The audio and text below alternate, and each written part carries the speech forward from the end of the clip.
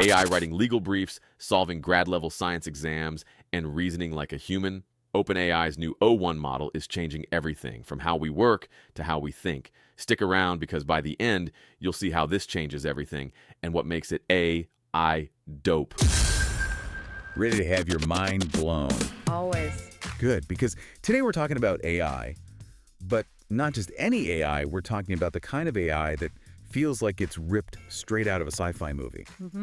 AI evolving so rapidly, it's almost unbelievable. Yeah, it really does feel like that, doesn't it? This isn't just some futuristic fantasy anymore. No, not at all. And to help us wrap our heads around it, we've got some incredible insights from OpenAI's very own CPO, Kevin Weil. He's on the front lines of this AI revolution, and let me tell you, what he's got to share is both exciting and a little bit, well, intimidating. Okay, I'm intrigued. Lay it on me. What's got you so hyped up? Well, imagine a world where AI isn't just answering your questions, it's learning how to reason, problem solve, even get creative, all on its own. Hold on. Are we talking about like truly independent thinking machines here? Because that's a whole other level. That's exactly what we're talking about, and according to Weil, it's happening faster than any of us could have imagined. Yeah. He actually called it this constantly evolving technology floor, which I thought was such a fascinating way to put it. Technology floor, huh? I like that. It really captures that sense of constant shifting, never quite knowing what to expect next. Exactly, and the more we dig into it, the more you realize we're not just talking about incremental improvements here. We're talking about fundamental shifts in how AI works, how it's developed, and ultimately how it's going to impact every single aspect of our lives. Okay, I'm hooked. But before we get too far ahead of ourselves, let's break it down.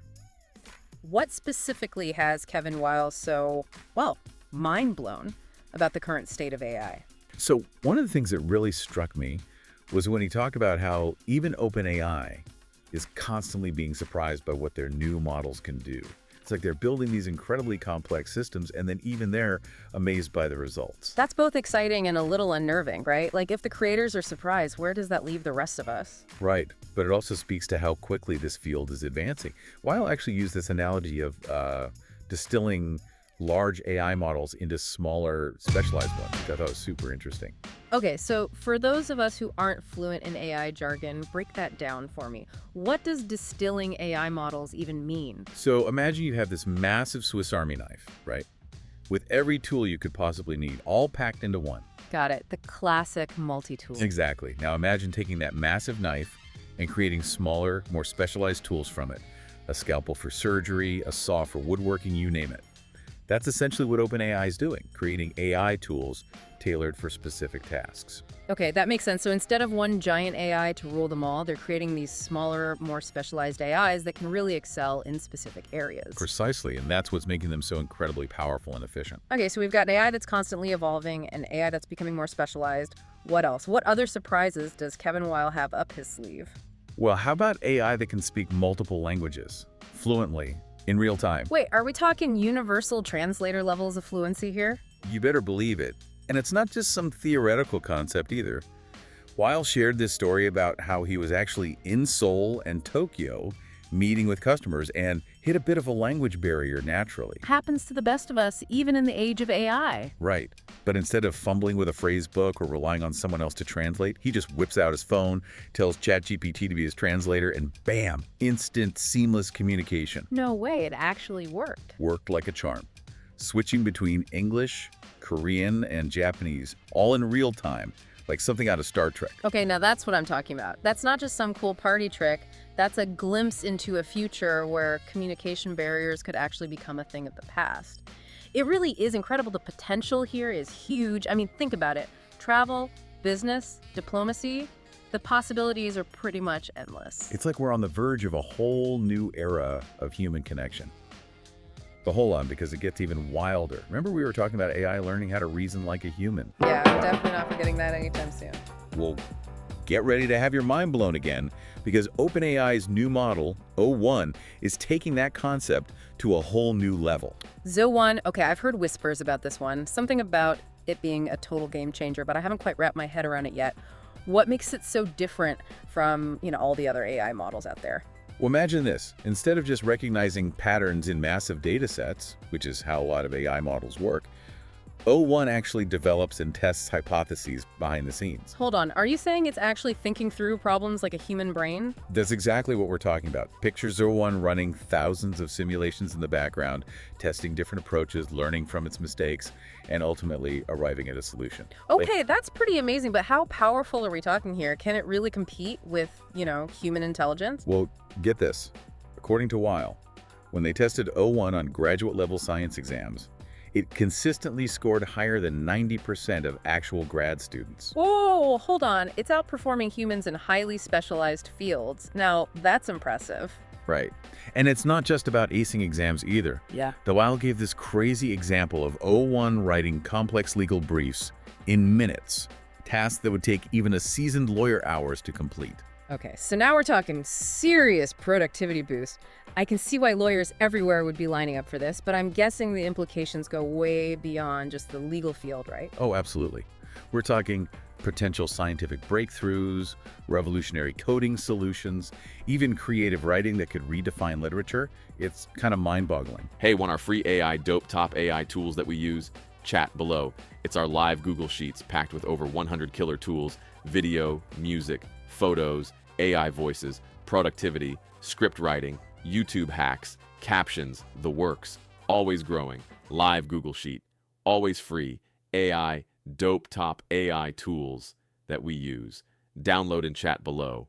Back to the show. So let me get this straight. We've gone from AI that can translate languages to AI that can write legal briefs and maybe even compose symphonies. Where does it end? That's the exciting part we don't really know yet. But Weil, he seems to think this is just the tip of the iceberg. So what's next then? What's his grand vision for the future of AI? Well, he believes we're moving beyond these simple question and answer interactions with AI and into a world where AI is more like a highly skilled collaborator. Okay, a collaborator. Now that's interesting. How so? Imagine this. You brief your AI on a project, could be anything, a marketing campaign, a software design, whatever, and it just takes it from there. Figures out the steps, checks in periodically, and then ultimately delivers the final product. So instead of just being a tool, AI becomes more like a teammate working alongside us. Exactly. And that's a complete game changer, which is why Weil says this new era demands a fundamental shift in thinking, especially for developers. Okay, I'm all ears. What kind of shift are we talking about here? Well, his advice, which I thought was kind of counterintuitive at first, was to focus on the tasks AI can't quite do yet. Really? So not on where it excels, but on where it falls short. That's an interesting approach. Right. But his thinking is those are the areas ripe for disruption, the limitations that are just waiting to be shattered. So it's about identifying those gaps and then pushing AI further to break through those barriers. That's exciting. Absolutely. And Weil argues that the future belongs to those who are willing to embrace this constant evolution, to constantly be asking, what if? And using AI as a partner in exploration. I like that. Embracing the unknown, pushing the boundaries. It's what makes this field so dynamic and, frankly, a little bit terrifying. Speaking of terrifying, all this talk of AI becoming more powerful, more autonomous, it's got to raise some red flags, right? Absolutely. I mean, what about the ethical implications of all this? We can't just ignore those. Exactly. Are we creating a world where AI runs amok, makes its own decisions, good or bad? It's a valid concern. It is, and it's something OpenAI is taking very seriously. They've actually published something called a model spec. A model spec? Yeah. Sounds a little technical. Yeah, it's basically a set of guidelines they're using to shape the behavior of their AI to try to ensure it's aligned with, human values. Okay, so like a moral compass for AI, interesting. But how do you teach ethics to an algorithm? That seems like a tall order. It's a huge challenge for sure, and it's an ongoing process. But what I found encouraging was that OpenAI seems committed to transparency and collaboration on this front. So they're not just holding up in a lab building super intelligent AI in a vacuum. No, they've actually made the model spec open for public comment. So they're actively seeking feedback from all sorts of different voices on how to responsibly steer this technology. Okay, so they're acknowledging that we're all in this together, that the best way to navigate this new frontier is through open dialogue and a shared commitment to ethical development. Exactly. And that actually brings us back to something Weil said about treating AI almost like another human, with the same considerations for communication and collaboration. So figuring out how to interact with AI in a way that feels natural and intuitive. Precisely. Think voice commands, visual inputs, maybe even augmented reality interfaces.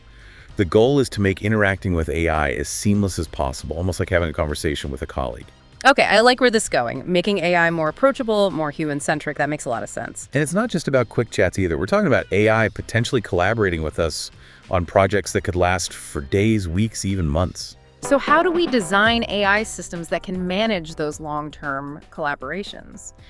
It's one thing to have a quick chat. It's another to work side by side on a complex project. Right, and it's a delicate balance between giving AI the autonomy to do its thing and providing the right level of oversight to make sure, we're all on the same page. It's almost like we're talking about managing a team of super intelligent but still learning colleagues. It's a great way to put it, and like any good manager, we need to provide clear instructions, set realistic expectations, and be prepared to course correct along the way. And maybe slip in a digital donut every now and then for a job well done. Just kidding. Or maybe not. Who knows what the future holds?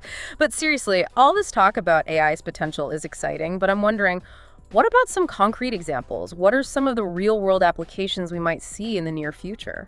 One thing that surprised Weil is how personalized AI tutors haven't really taken off yet. Oh, yeah. Actually, now that you mention it, it seems like such a natural fit for AI. I mean, everybody learns a little differently, so this idea of having an AI tutor that can adapt to your learning style and give you instant feedback and be available 24/7, it's kind of mind-blowing that it's not already, like, everywhere, Yeah, it really speaks to the potential AI has, not just to disrupt industries, but to really transform lives. Exactly. And especially for people who maybe, don't have access to the best teachers or the best learning resources.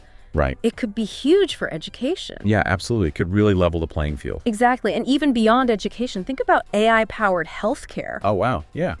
Providing personalized medical advice or treatment plans, or even AI-driven financial tools that could help people manage their money. It's like having a team of experts, like, in your back pocket, available whenever you need them. It's pretty amazing. Yeah, and it's understandable if it feels a little overwhelming to think about. Oh, absolutely. It definitely does. But Voiceovers ended on a note of, I think, cautious optimism. He sees AI as a tool that, when used responsibly, really does have the potential to unlock some incredible human progress. So he's saying, yeah, there are risks, but we can't let those overshadow the potential benefits. Exactly. We have to dream big. Look at these advancements, not with fear, but with a sense of possibility. Yeah, I like that. He actually left us with this thought. He said, if you're not at least a little bit intimidated by what AI might be capable of in the near future, you're probably not thinking big enough. Wow, that's a great line. Yeah. I'm going to have to steal that one. Go for it. And if you want another AI deep dive, check this next video and ask, am I really living in these AI dope times?